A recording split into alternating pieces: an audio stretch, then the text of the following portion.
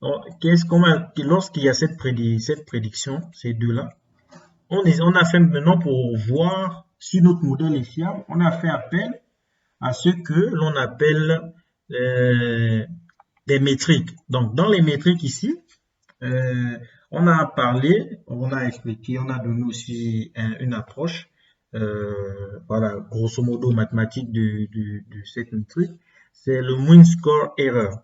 Mais généralement dans les travaux, on travaille avec la racine carrée du mean square error. Donc ici, vous voyez SQRT, c'est simplement la racine carrée. Donc, bon, juste un petit rappel pour ceux qui n'étaient pas là. Donc, c'est ça, c'est ces choses-là qu'on a vues. Donc, on a essayé de détailler ça, les transformations min-max, et on a parlé de normalisation. Donc, voilà. Maintenant, lorsqu'on utilise maintenant ces différentes métriques, c'est pour voir la qualité, c'est pour voir l'erreur. Donc, vous voyez ici dans la réalité, on a 72 000. Dans la prédiction, on a 88 000. Donc, dans ce cas, on utilise le mean square error et lorsqu'on fait on calcule cette erreur-là, voilà. C'est l'erreur, c'est sur l'ensemble, donc sur le dataset train. Donc, lorsqu'on calcule ça, on trouve exemple que on a des erreurs de 69 000. OK. Et ça aussi, on a expliqué cette erreur, mais généralement, on travaille avec la racine carrée de la mean square error. Donc, après ça, qu'est-ce qu'on a dit? Toujours dans l'idée, on disait, c'est d'avoir deux algorithmes, un minimum que l'on maîtrise, que l'on connaît, ou, ou cinq algorithmes qui peuvent être prometteurs. Donc, on est toujours dans cette optique et on a commencé avec le linear regression qui est, on va dire, un algorithme basique parce que le linear regression, il est comme un algorithme qu'on appelle le naïf bayésien. C'est des algorithmes, voilà, on va dire légers.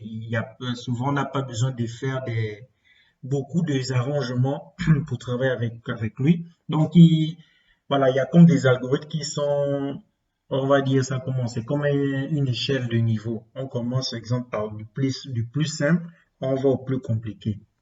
Donc, après ça, on a essayé de voir comment, exemple, un arbre de décision pourrait se comporter avec les données qu'on essaie de prédire. Donc, on est dans sklearn, on est de on importe l'arbre de décision, mais ici, dans ce cas, l'arbre de décision est un arbre de décision régresseur. Donc, il est la régression. Donc, ici, il va faire de la régression. Et lorsque, maintenant ici, on a utilisé maintenant la racine carrée de l'erreur, le mean square error, vous voyez toujours, c'est lui le même. On a vu que lui, maintenant, son erreur était de 0. Donc, son erreur est de 0, ça veut dire que normalement, c'est une bonne chose que l'on a faite. C'est parfait. Ça veut dire que cet algorithme, il est bien. Maintenant, lorsque on voit que c'est 0, le tout n'est pas de voir que c'est 0. On a expliqué on peut aussi tomber dans un piège ici, au fait. Dans le piège qu'on appelle le surapprentissage des données. Donc, je vais donner un exemple, c'est l'idée d'un élève ou d'un étudiant il a un examen le lendemain, il peut se mettre à bûcher un livre de telle façon, exemple, à le réciter. Donc, lorsqu'il va aller demain comment on va dire, en classe, il va, parce qu'il a récité par cœur, il a mémorisé par cœur le livre, et il va passer un très bel examen. Mais si, exemple, après 2 jours, 3 jours, un mois, on redemande à cet étudiant ou cet élève, et on lui pose des questions par rapport au livre qu'il a lu, bien par rapport au module, l'élève sera incapable de peut-être réavoir le 18 ou le 19 sur 20 qu'il a eu. Il va peut-être avoir, je sais pas, peut-être un 8 sur 20 ou un 10 sur 20. Donc, c'est ce qu'on appelle le problème de surapprentissage. L'autre ici, quand on voit cette erreur, on dit au fait que le modèle euh, euh, sous-représente, voilà, la sous-représentation des données. Donc ici, on parle de surapprentissage. Donc, pour ne pas directement dire que, ah, on a pu minimiser l'erreur, l'erreur est maintenant de zéro, ça y est, le travail est bon. Non, non, non. Il faut voir si on n'est pas dans un problème de surapprentissage. Et pour s'assurer qu'on est l'un des moyens, voilà, on n'est pas dire s'assurer, l'un des moyens pour s'assurer qu'on n'est pas dans un problème de surapprentissage, qu'est-ce qu'il faut faire? Alors, on utilise une méthode qui est appelée le cross validation. Le cross validation, qu'est-ce qu'il va permettre de faire le cross validation? Qu'est-ce qu'il va faire d'abord? Souvent, il existe des algorithmes aussi. C'est l'une des choses étranges avec le machine learning.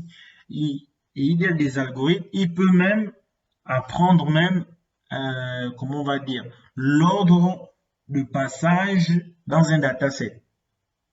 Donc, parfois, ça peut arriver au fait. C'est-à-dire que si vous lui donnez, exemple, des données qui sont, exemple, numérotées de 1, exemple, jusqu'à 1000, lorsque ce passage-là, l'algorithme, de façon, on va dire, inconnue, c'est l'une des grandes recherches actuellement dans le domaine du machine learning, il va apprendre de façon ordonnée, en fait. Donc, pour éviter ça, également, le cross-validation, il permet de résoudre ça. Donc, ici, dans ce cas, qu'est-ce que le cross-validation va faire? Le cross-validation, il va dire que, bon, dans notre dataset d'entraînement préparé, qu'est-ce qu'on va faire? On va tirer sous une passe, donc 10 fois, ce dataset de façon, on va dire ça comment, à mélanger. Donc, c'est-à-dire que, et supposons que lorsqu'on fait, comment on va dire, les différents tirages, exemple au premier tirage, lorsqu'on va, exemple, faire entrer les données, lorsqu'on va faire entrer les données à l'intérieur ici des décisions régresseurs, ici, donc au premier tirage, qu'est-ce qui va se passer? Donc, au premier tirage, qu'est-ce qui va se passer? Il va prendre, exemple, les éléments, exemple, supposons qu'on a un dataset peut-être de 1000. Donc, si on fait 1000 divisé par 10, ça fait 100. Donc, exemple, au premier tirage, il va prendre 100 éléments. Et les 100 éléments, exemple, il va prendre le premier. Après, il va aller prendre l'élément à la place 500. Après, il va aller prendre l'élément à la place 1000. Après, il va aller prendre l'élément à la place 20. Donc, c'est ça, c'est ce qu'il va faire.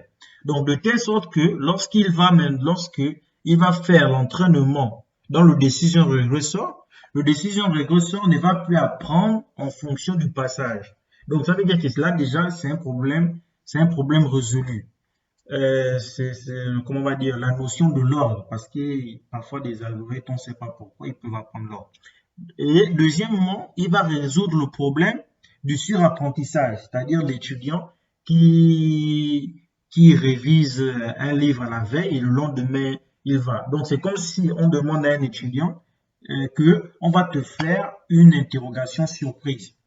Donc, dans l'exemple, on a le module, c'est sur un mois. Le prof lui dit que je peux me lever un matin entre peut-être la deuxième semaine et la troisième semaine, je vais te faire un contrôle surprise. Donc, qu'est-ce qui va se passer? L'étudiant, puisqu'il sait qu'il peut avoir un contrôle surprise, il va être à jour tout le temps, en fait. Il va apprendre, de telle sorte que le jour que le prof va venir, il sera prêt pour répondre à la question. Entre les deux, certains vont dire que Bûcher était bien, parce que l'élève, il a eu 18 sur 20 ou 20 sur 20. Mais avec la technique de, comment on va dire, cette technique de contrôle surprise, c'est qu'à la fin du module, l'étudiant, plus ou moins, il aura une connaissance, pour un étudiant sérieux, et bien sûr, bien un élève sérieux, qui a travaillé et qui a pu comprendre, et il aurait une idée, on va dire ça comment, globale et bonne du module. Donc, ce qui fait que même lorsqu'il ira peut-être en classe supérieure, ou bien si peut-être, et voilà, dans un quelconque domaine, il doit faire appel à cette connaissance, facilement, il pourra faire usage de cette connaissance. Peut-être s'il ne sera pas peut-être au top comme comme celui qui a bûché, qui a eu 18 sur 20, peut-être que lui, lorsque le prof va lui faire l'interrogation surprise, il aura peut-être 12 sur 20. Mais s'il a 12 sur 20, c'est déjà mieux que celui qui a eu peut-être 18 en termes d'apprentissage, pas en termes de notes. Ce sera peut-être mieux que lui. Et celui, exemple, qui, avec interrogation surprise, aura peut-être, exemple, 18 sur 20, ça veut dire que lui, il a vraiment maîtrisé la chose. Donc, c'est la même, c'est plus ou moins, c'est l'idée ici du cross-validation. Donc, le cross-validation, au fait, il essaie de globaliser l'apprentissage. Donc, vous voyez maintenant, lorsque maintenant, après avoir fait cet entraînement-là avec les 10 passages, CV ici, ça veut dire, c'est des passages. Et ici, scoring, vous voyez, c'est toujours le mean square error, mais on utilise le négatif, au fait. Pourquoi on utilise le négatif? C'est voilà, c'est juste une question de philosophie, au fait. C'est-à-dire que dans la construction de ceux qui l'ont fait, qui ont construit ce package, c'est-à-dire que comment on va dire, une norme plus haut, comment on va dire, voilà, est toujours mieux, au fait. Donc, mais avec le négatif, c'est le contraire. Donc, ça veut dire maintenant, une norme plus bas est toujours mieux, en fait. Donc, c'est ça, en fait. C'est la même chose, c'est juste maintenant que, voilà, c'est une façon d'interpréter les choses. Parce qu'également, le machine learning, c'est ça. Il y a des problèmes où parfois on travaille et on peut trouver des solutions parfaites. Mais lorsqu'il faut expliquer, essayer de comprendre la chose, parfois même les meilleurs, on va dire ceux qui sont vraiment reconnus dans le top dans ce domaine, parfois même eux-mêmes, ils comprennent pas en fait le pourquoi. Donc c'est un peu ça. Maintenant, après avoir vu ça, donc vous voyez, pour revenir, lorsqu'on regarde maintenant les scores, après avoir fait le cross-validation, parce que dans le cross-validation, vous voyez que on utilise l'algorithme de régression, l'arbre de décision régresseur. Donc c'est ce qui est ici. TreeReg égale à décision régresseur. Ici, le random state, c'est le germe aléatoire pour répéter le hasard en griffe. Et ici, donc vous voyez, on lui donne l'algorithme, on lui donne les données préparées, on lui donne l'élément que l'on veut prédire. Donc l'élément qu'on veut prédire, c'est housing label et le scoring. Ok. Maintenant, lorsqu'on regarde maintenant les erreurs, vous voyez que, et voilà, et ici, exemple, et lorsqu'il fait aussi sortir, il fait sortir aussi 10. Donc, c'est les erreurs des 10 différents passages. Mais lorsqu'exemple ici fait 10 différents passages, il y a 9 qui sont pour l'entraînement et un qui est pour l'évaluation. Donc maintenant, lorsque on va regarder maintenant les erreurs, vous voyez que il a maintenant des erreurs de 71, des erreurs de 69, des erreurs de 64, des erreurs de 68. Ça, c'est sur les différents 10 passages. Hein. Les 10 passages, exemple. Donc, si on a 1000, lorsqu'on a fait rentrer 100, donc sur les 100 exemples, il a donné, sur les 100 éléments sur 100 éléments tirés dans les données d'entraînement, exemple, il a produit une erreur de ça. Dans le deuxième passage, il a produit une erreur de ça. Maintenant, vous voyez que son erreur n'est plus zéro, en fait. L'erreur de cet algorithme-là, pre-reg, lorsqu'on utilise le cross-validation, ce n'est plus zéro. Il a maintenant des erreurs grandes. Et maintenant, lorsqu'on le compare avec, pardon, maintenant, lorsqu'on le compare ici, la dernière fois, on m'a fait remarquer que parfois je balance vite la souris, donc je vais essayer de faire attention. Donc, lorsque ici, donc je cherche, voilà, linear regression, c'est ça.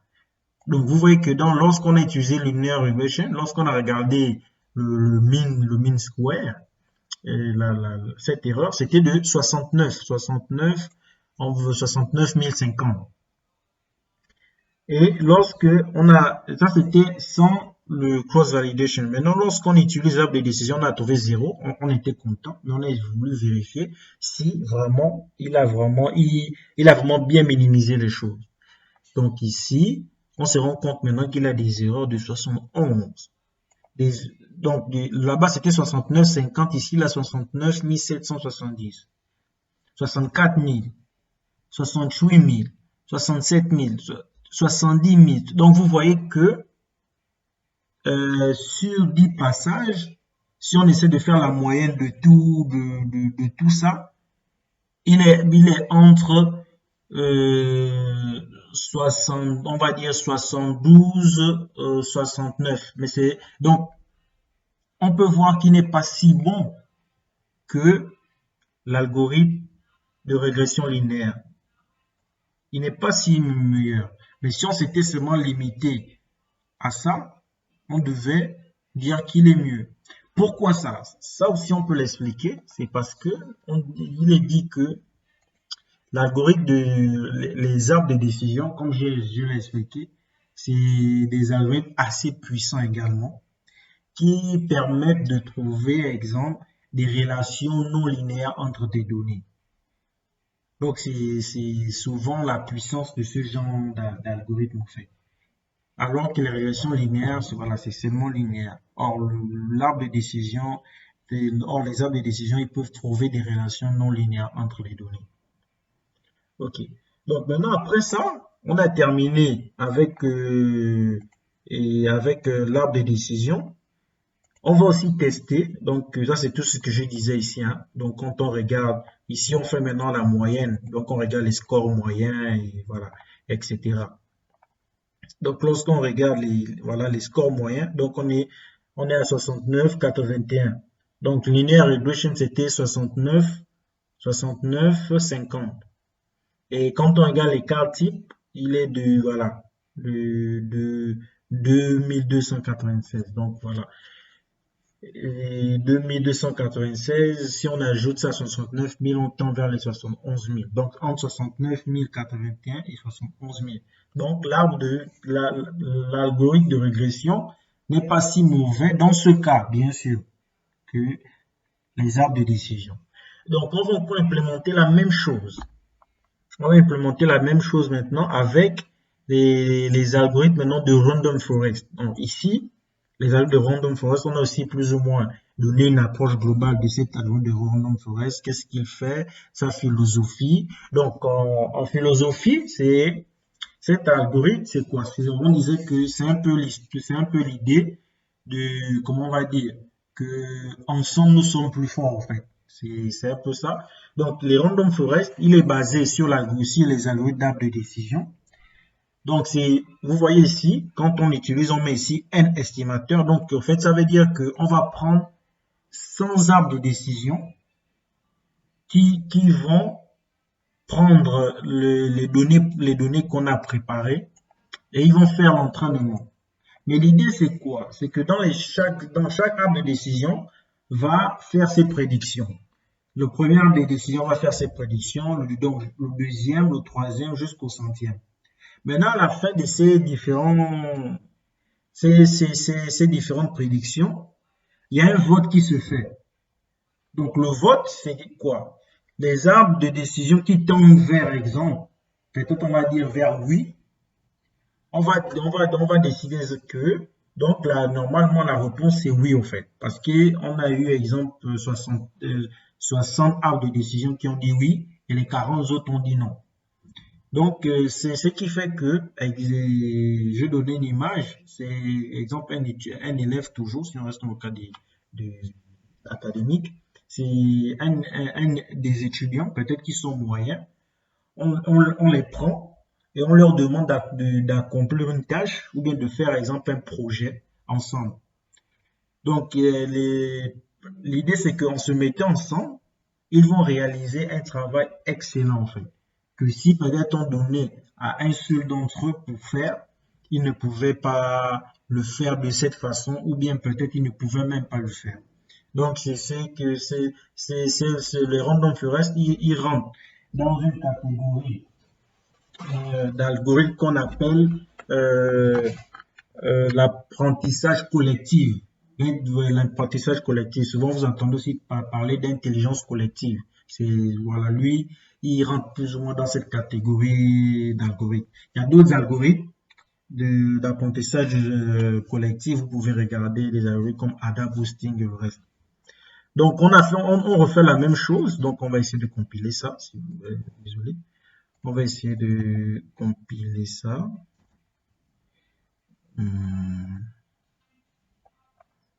Ah, d'accord, là, en fait, là, je n'avais pas compilé, j'étais toujours.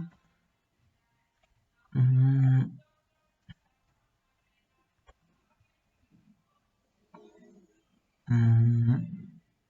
c'est ici, quoi.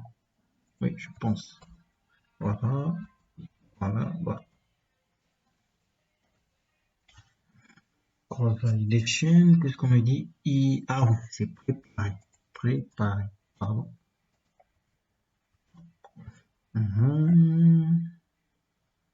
Là aussi, en fait, c'est l'enregistrement. Comme j'ai modifié en ligne. Ok, ok. C'est bon. Donc, on revient ici.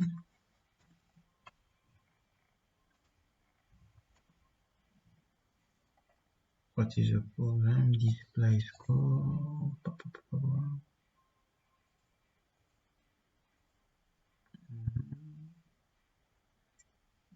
Display. Je pense que c'est certainement ça. Je pense. Je sais pas c'est quoi le problème. Ok, ok, ok. Voici ce que je vais faire. Donc, ça c'est régression linéaire, je vais voir.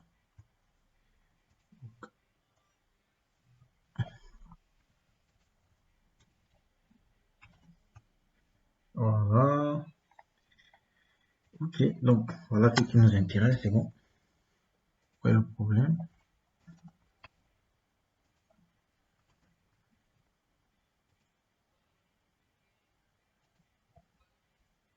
Donc vous voyez qu'exemple, lorsque je le lance en direct, vous voyez qu'il prend assez de temps en fait, par rapport exemple aux autres, pour lorsqu'il a fait l'entraînement, parce qu'exemple, il y avait 100 éléments. Si on mettait 1000, il pouvait encore plus grandir.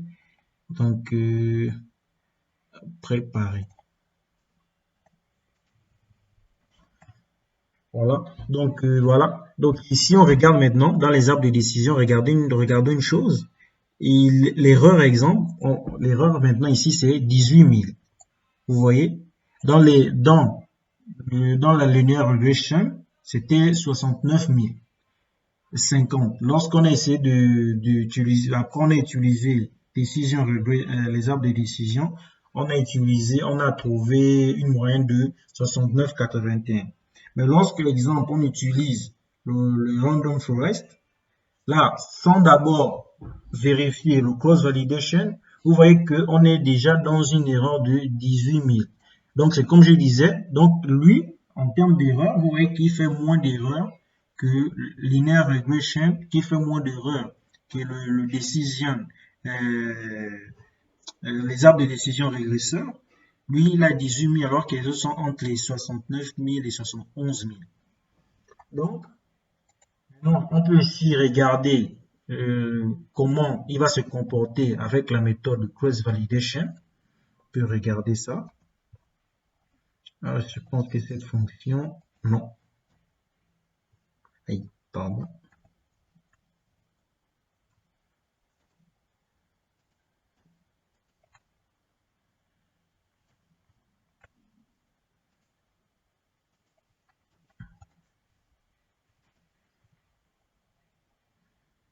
Donc là, il fait un entraînement. Vous voyez qu'il met un peu du temps par rapport aux autres aussi, parce que voilà, derrière, il y a 100 arbres de décision. Il s'entraîne, après il doit faire le vote, et voilà quoi.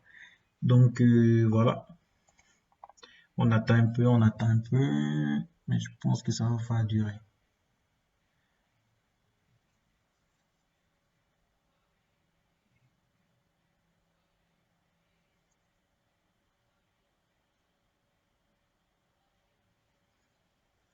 Donc, s'il y a des questions, n'hésitez pas voilà, à interrompre, à faire, j'ai pas de souci avec ça.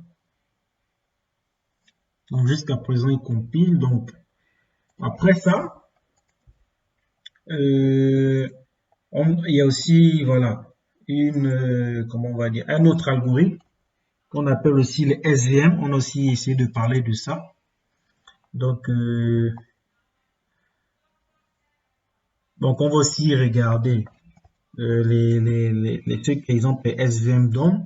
Donc, comme on disait, l'objectif, c'est de regarder deux algorithmes que l'on maîtrise. Voilà, vous voyez qu'il a un peu mis du temps, mais il a donné. Donc, vous voyez, lorsqu'on utilise maintenant le cross validation, regardez maintenant ces erreurs. Si on regarde, exemple, l'erreur la plus petite ici, si on regarde, c'est 45 000 au fait. 45 000. Et si on regarde la plus grande, voilà, c'est 53 000. Donc, vous voyez que lui, effectivement, dans la pratique aussi, on se rend compte que il fait moins d'erreurs qu'exemple l'arbre de décision simple et la régression linéaire. Donc, après ça, également, il y a aussi un autre algorithme qu'on appelle les SVM, support vecteur machine. C'est un algorithme aussi intéressant, il est aussi puissant. Donc, dans ce cas, également, on va essayer de regarder, mais dans cet algorithme, c'est vrai qu'on ne va pas rentrer dans les détails maintenant. Voilà, si on n'a pas assez de temps. Mais c'est un algorithme, s'il faut dire, il est assez puissant. Il résout pas mal de problèmes. Donc ici, on suppose, on rappelle que nous sommes dans le cas d'une régression. Donc, tous ces algorithmes que j'ai utilisés, dont je vous parle ici, vous allez trouver aussi leur correspondant dans le cas, exemple, d'une classification. Donc, si, exemple, vous faites, exemple, une classification, nous, ici, nous sommes dans le cas d'une régression, vous pourrez juste taper sur Google, exemple, Random Forest Classification. Donc, exemple, je vais taper, exemple, sur Google, exemple, Random Forest Classifier. Donc, vous tapez Skiplearn. Donc, vous voyez, Google donne déjà ça.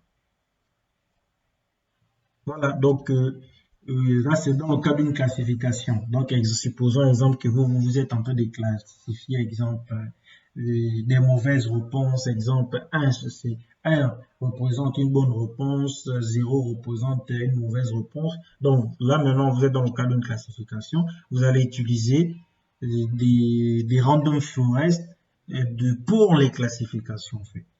Donc, si c'est aussi les arbres de décision, vous allez utiliser décision, tree decision classifier, et ainsi de suite. Donc, tout ce que nous voyons ici, il y a leur correspondance, tous les algorithmes dont je vous ai parlé ici, il y a leur correspondance pour la classification. Sauf que, exemple, la classification, on fait pas de régression comme ici. On fait ce qui est caché derrière, c'est pas la régression linéaire, c'est la régression logistique. Donc, c'est un peu ça.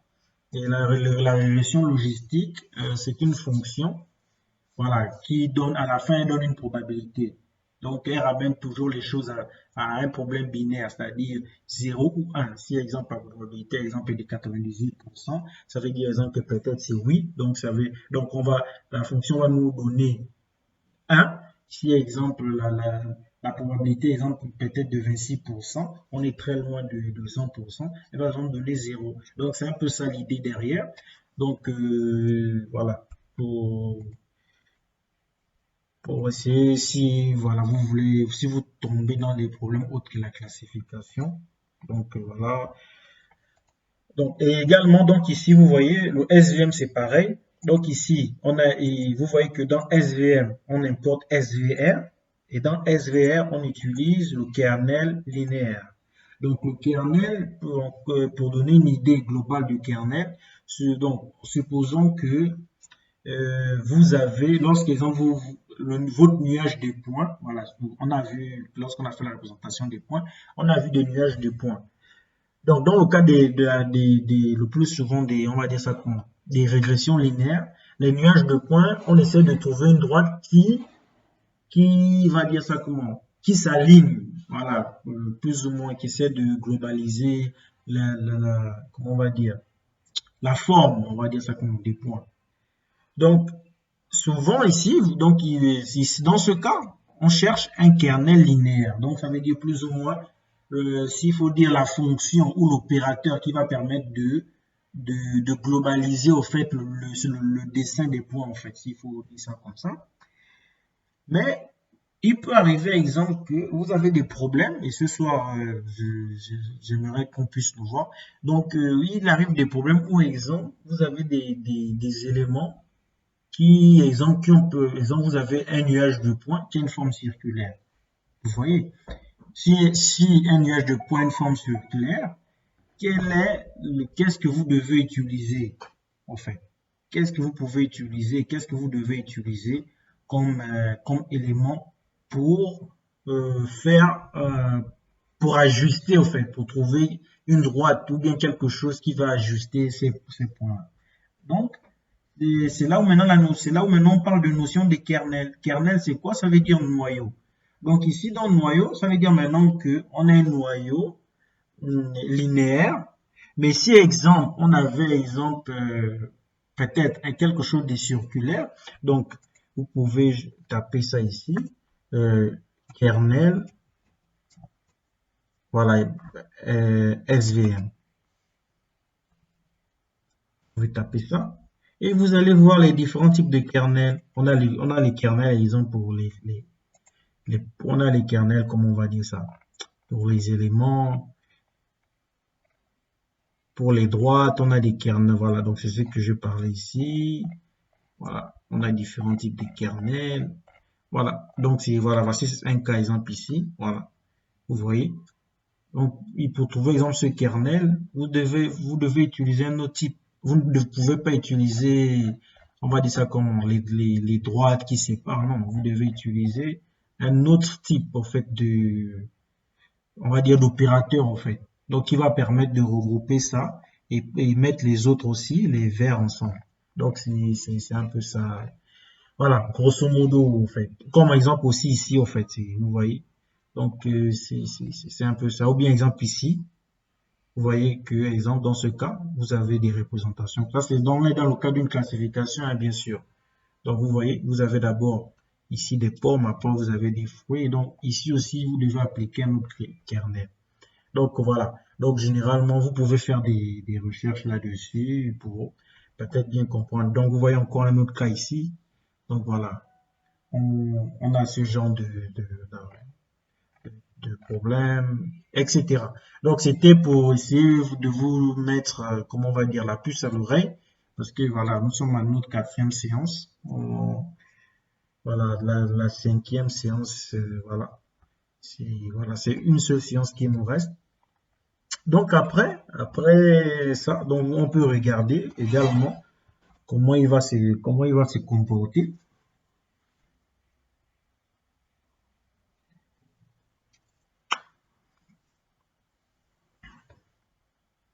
Il prend aussi un peu de temps parce que, bon, comme je disais, c'est un algorithme puissant. Donc, une fois qu'il a fini de faire, une fois que, voilà. Donc, maintenant, voilà, vous voyez, lorsqu'on regarde ici maintenant, ici, vous voyez, on regarde, l'erreur, c'est maintenant 111 000.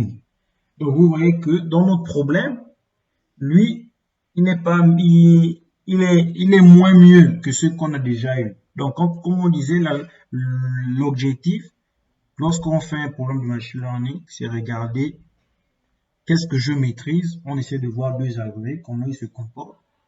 Et maximum 5 algorithmes pour voir ce qui peut nous promettre un avenir, un greffe meilleur pour notre problème. Ici, lui, il a 111 000. Donc, c'est trop. Parce que le linéaire régression, c'est 60 000.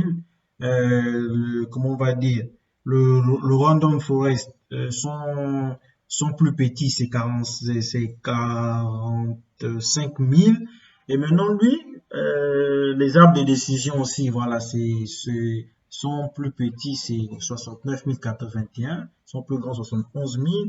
Et maintenant, lui, sans vouloir faire d'abord le crossing validation, il nous donne déjà quelque chose de 111 000. Donc, on se rend compte que non, il est moins mieux. Donc, si on essaie maintenant de partir, comme on disait, avoir deux algorithmes à 5 algorithmes sur la main, donc dans les algorithmes qu'on essaie de voir, on se rend compte que le SVM, il est moins bon. Comment on va dire, le random forest de tous, c'est le meilleur, c'est lui il nous promet quelque chose, on peut faire quelque chose avec lui. Après c'est qui? Après, normalement, c'est le linear regression. C'est le linear regression. Quand on a fait le random forest, on a vu ça en fait. Après, c'est le linear regression.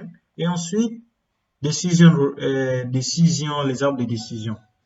Donc, dans ce cas, vous voyez que là, ici, ce n'est pas, on ne fait pas ici, comment on va dire ça?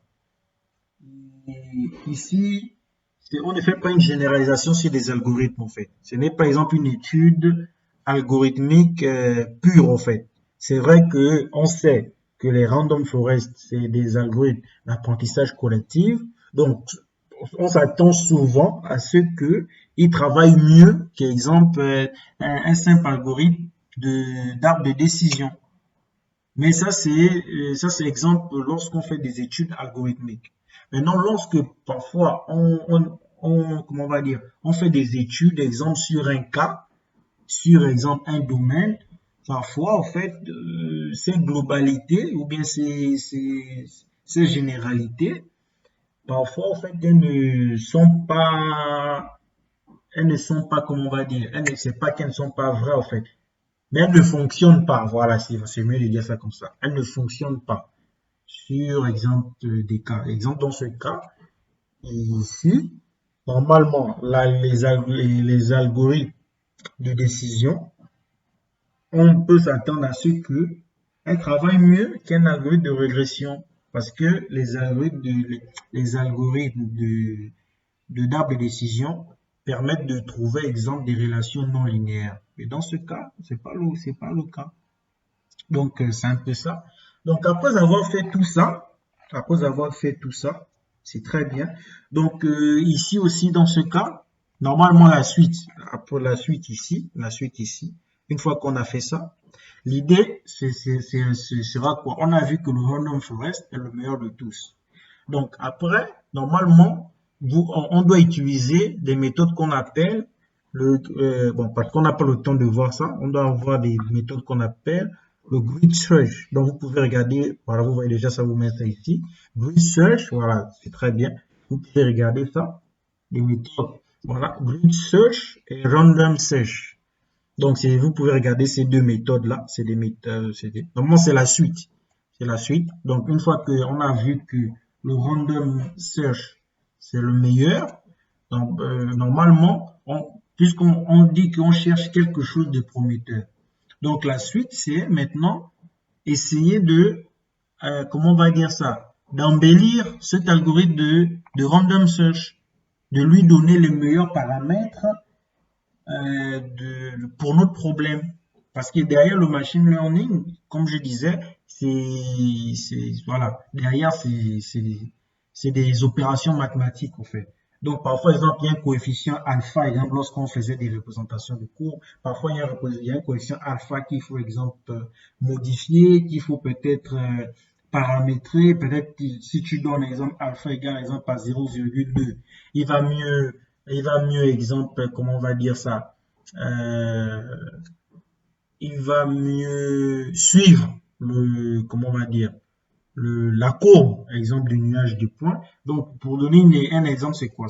Par exemple, vous avez exemple du second degré.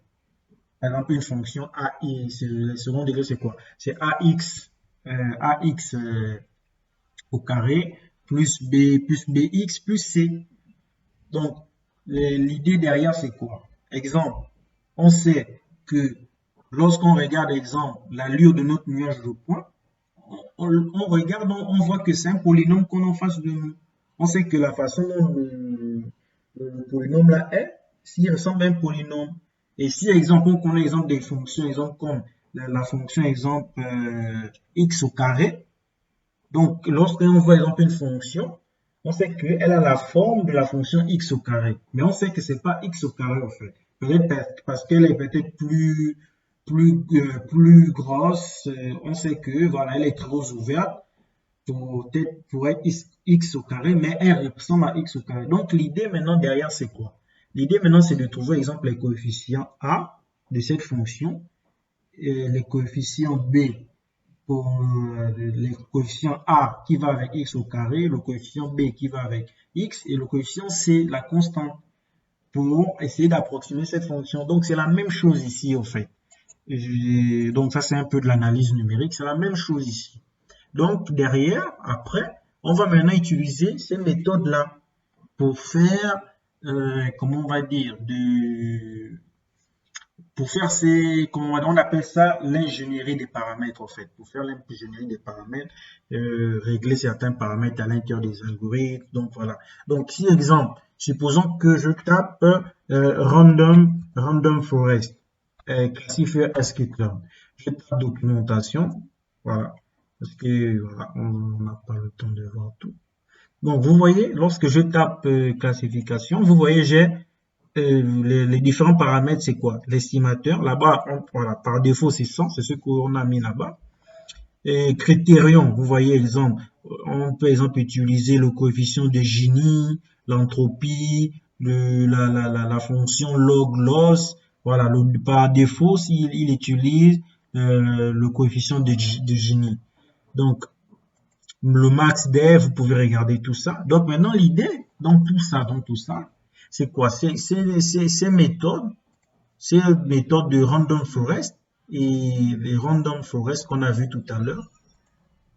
Voilà, random forest et ça. Ils vont nous permettre de trouver les meilleurs, on va dire, paramètres pour ces différents éléments-là, en fait. Donc, exemple, peut-être qu'ici, dans notre problème, si exemple, si peut-être le meilleur élément, exemple, peut-être on doit mettre 0,5. Donc, lui, grâce à ces méthodes, il va nous permettre de trouver ça. Donc, ça, c'est comment on va dire, un autre outil ou bien un autre couloir de recherche dans le domaine du machine learning. Donc, voilà,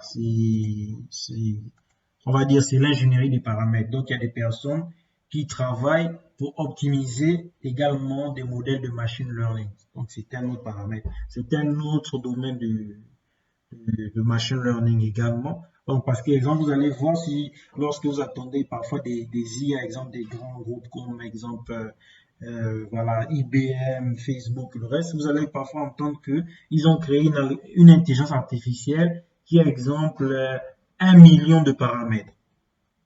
Donc, quand derrière on nous dit 1 million de paramètres, souvent ce sont des choses comme ça en fait. Ce sont ces genres de réglages-là. Donc, c'est-à-dire qu'ils ont conçu le modèle, ils ont vu que le modèle était prometteur.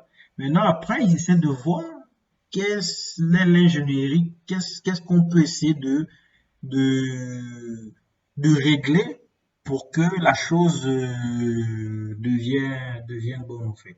Et un ingénieur de la Silicon Valley, il a comparé, il a dit ça comme ça, il a comparé une fois le machine learning à de l'alchimie.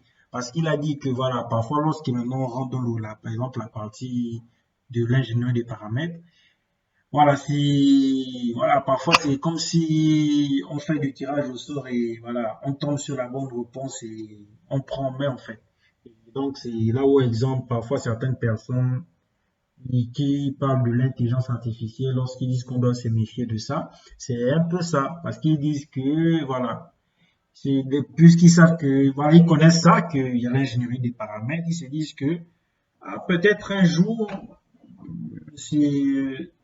supposons que, pour ceux qui connaissent un peu l'optimisation avec les choses des minimums locaux, supposons qu'il a trouvé, exemple, que le meilleur paramètre exemple, pour une variable alpha était de 0,1. Mais c'est l'un des meilleurs. C'est l'un des meilleurs. C'est-à-dire que si on met 0,1, on résout le problème.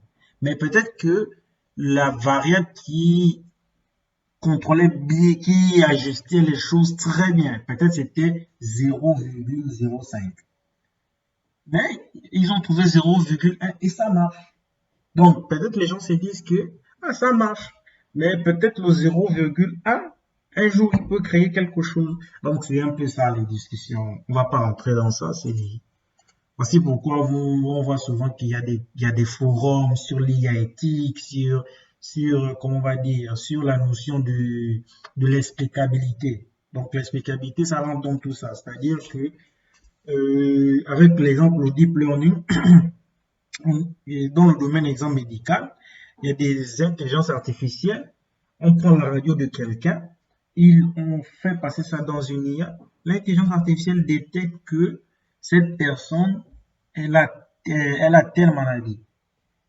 Mais un spécialiste, quelqu'un exemple, qui a peut-être fait médecine, ça fait 20 ans, il ne le détecte pas. Mais on ne sait pas comment il fait, mais on a juste les résultats. Donc, c'est toutes ces discussions, en fait, quand certaines personnes disent qu'on doit encadrer l'IA, qu'on doit rendre l'IA éthique, tout ça. Bon, c'est pas l'objet de ça, mais c'est important plus ou moins de parler de ça. Donc, après maintenant, donc, une fois que vous allez faire, exemple, le grid search, tout ça, c'est très bien. Donc, supposons que vous avez, après avoir fait le grid search, ingénieur des paramètres, vous avez trouvé les meilleurs paramètres. C'est très bien. On vous félicite, monsieur, madame, data scientist, chercheur, vous venez de faire un excellent travail, vous avez sauvé le monde, vous avez sauvé votre pays, vous avez sauvé une administration, vous avez fait un travail formidable que depuis on cherchait à résoudre.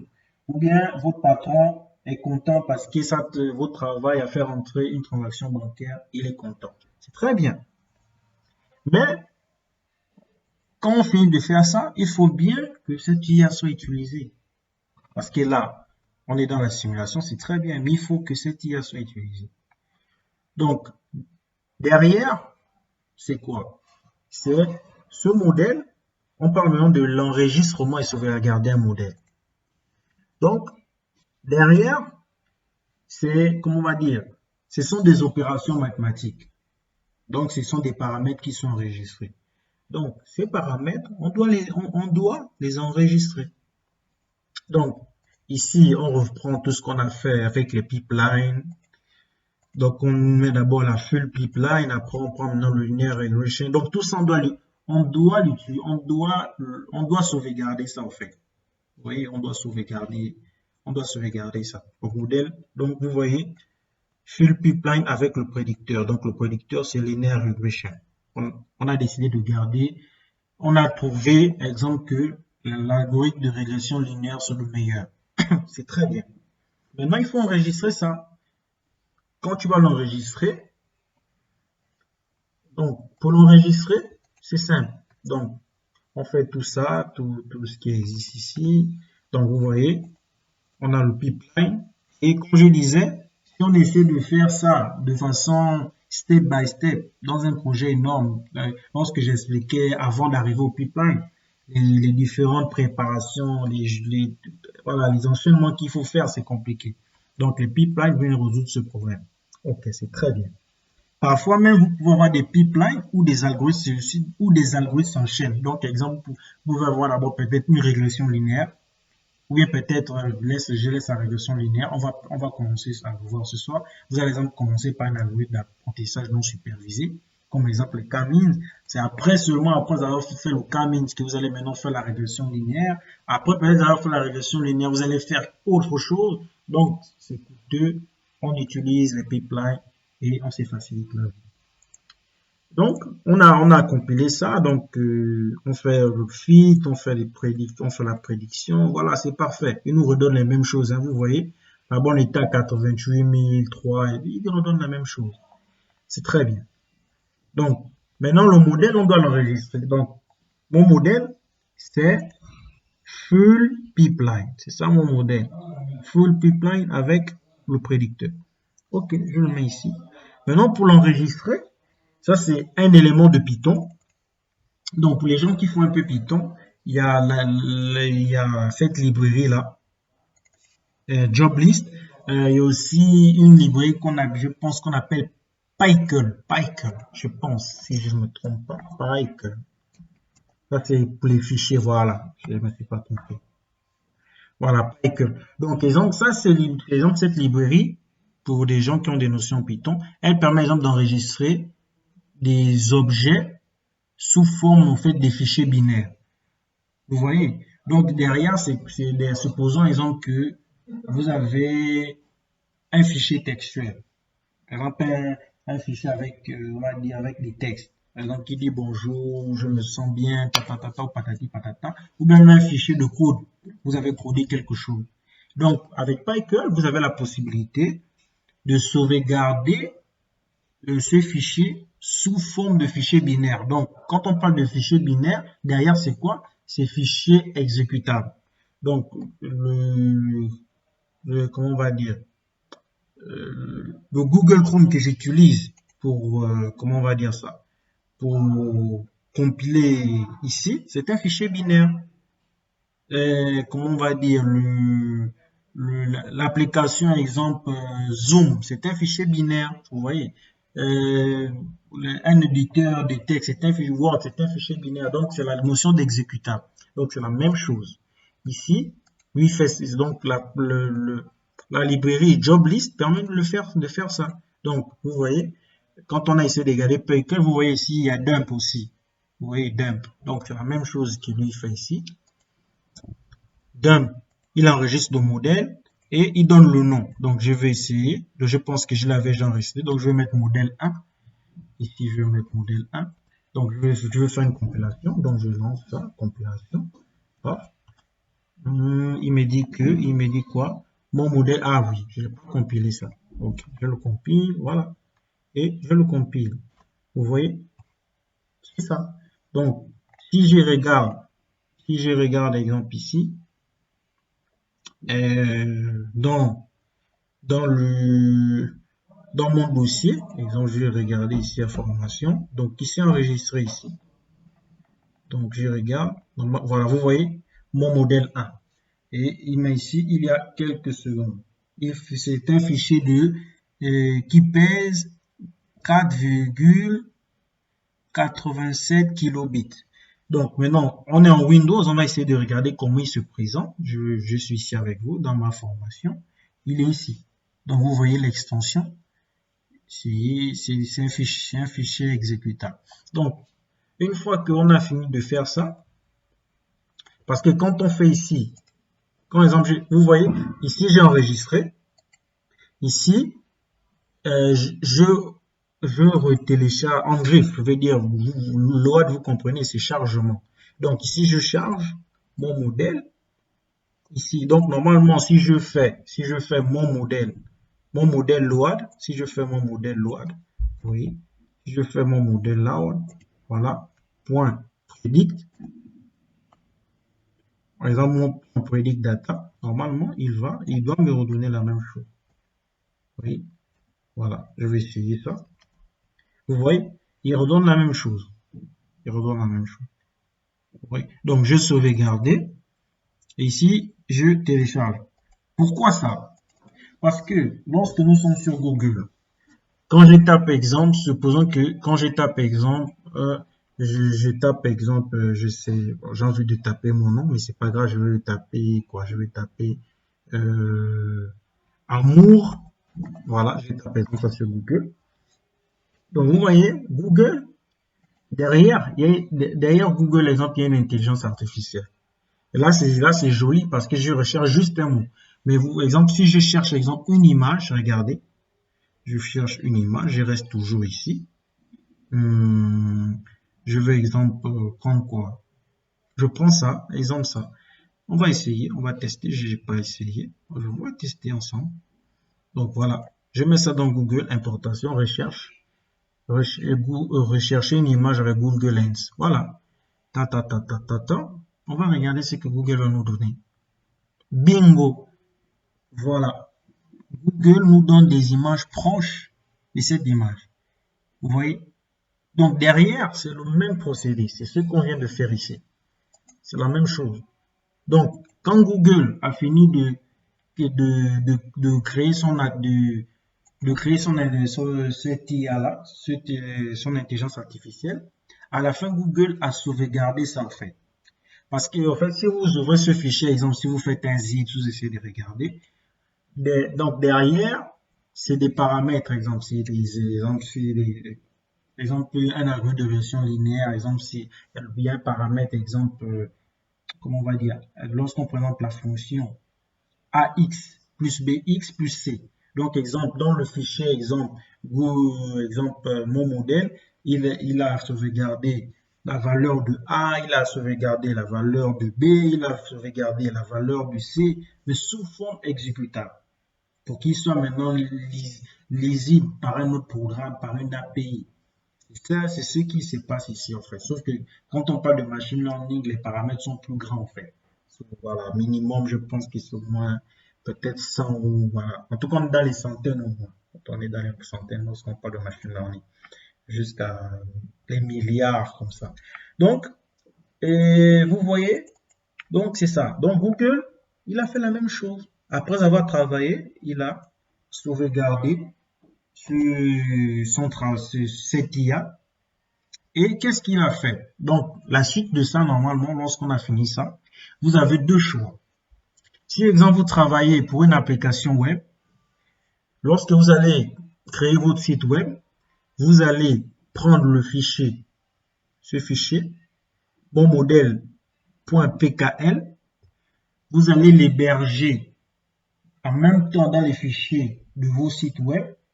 Et maintenant, exemple, supposons que lorsque quelqu'un, ici on a fait exemple la prédiction des prix, supposons lorsque quelqu'un voudra exemple faire une prédiction des prix, il va exemple écrire ici, il va exemple écrire valeur, bon, je mets exemple, ça c'est Google, je mets exemple ici, 10 euros en dirham.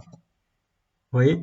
Donc, Google me donne déjà, bon, c'est pas grave, je vais essayer de ne pas prendre ce que Google me dit, je vais lancer, paf, voilà. Donc, derrière, c'est ce qui s'est passé. Il met 1000 euros, c'est 11 000 et quelques dirhams. Donc, c'est ce qui se passe. Il prend ce output maintenant, il entre ici dans le predict et il va prédire les choses. Donc, si vous avez besoin de ça, on va sauvegarder cela, on va l'héberger dans notre site web et en fonction de ce que les affichages, voilà, on va dire le IHM, Human Interface Machine, quelqu'un va venir remplir des choses et à la fin, dans un output, il va donner ça. Maintenant, cette valeur, on va aussi la prendre pour mieux l'afficher. Ça, c'est la chose simple. La deuxième chose qui est un peu plus compliquée, mais souvent c'est la solution la plus bonne. Parce que si exemple vous avez des projets très forts et très puissants, parfois exemple, et Google met à jour ça, exemple, sa matrice de recherche. Quelqu'un disait que c'est une question de secondes. Parce que, exemple, à l'instant où j'ai fait, exemple, dirham là, il est possible que en bourse, le taux a changé. Donc, Google met sa matrice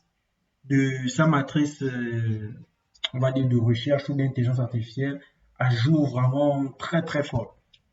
Et il y a, exemple, vous pouvez regarder ce qu'on appelle, exemple, comment on va dire ça, les projets AB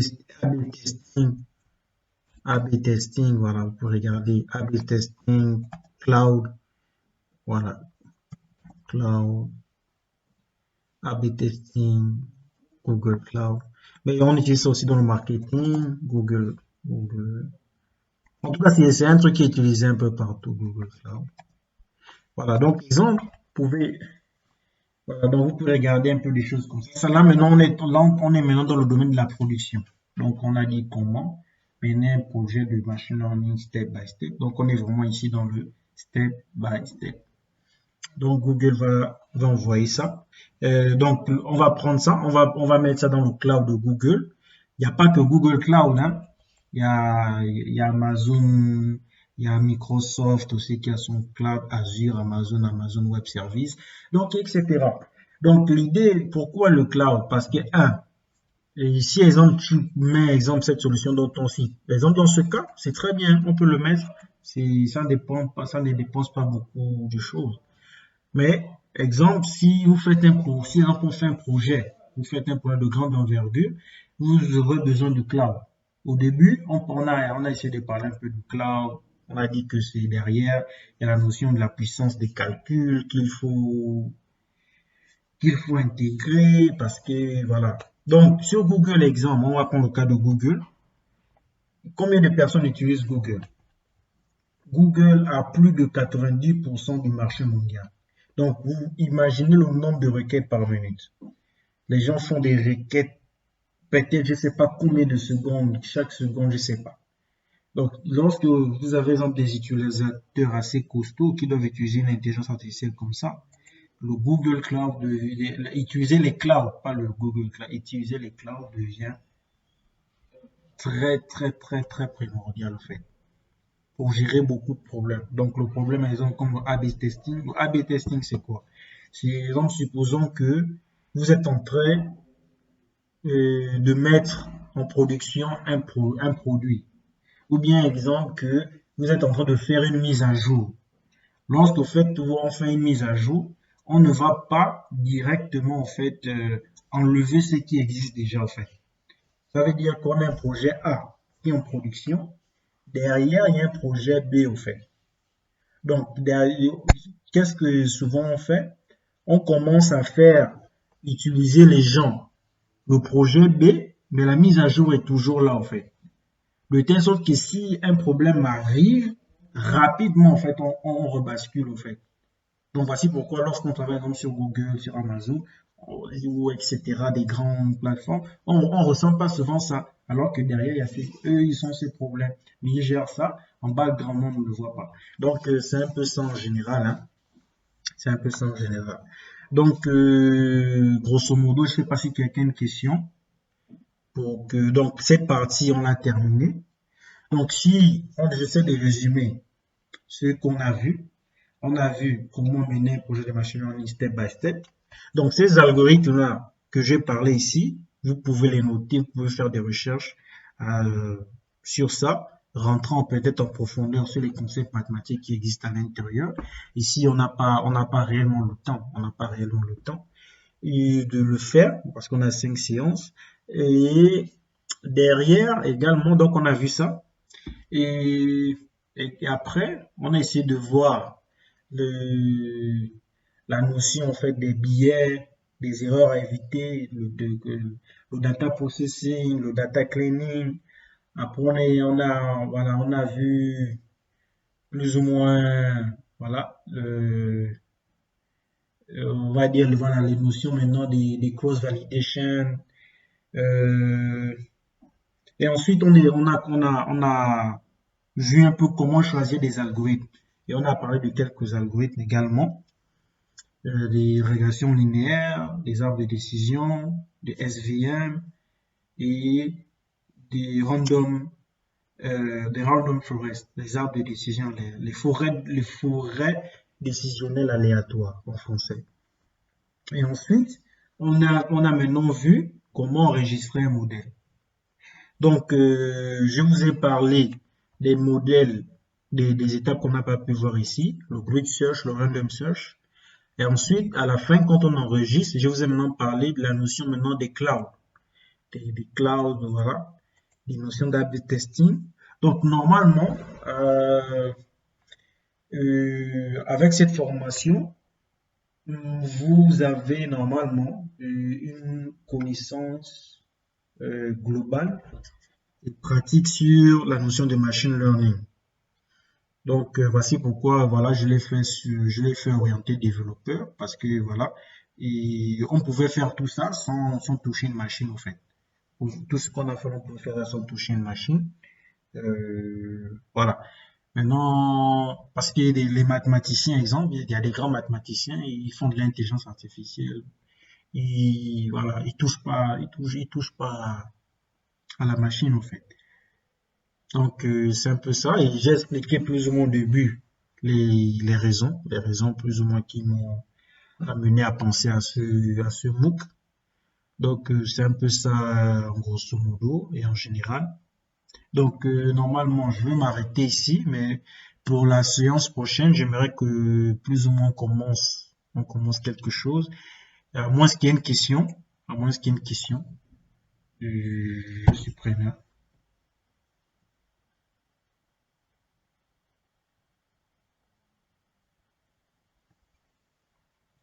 D'accord.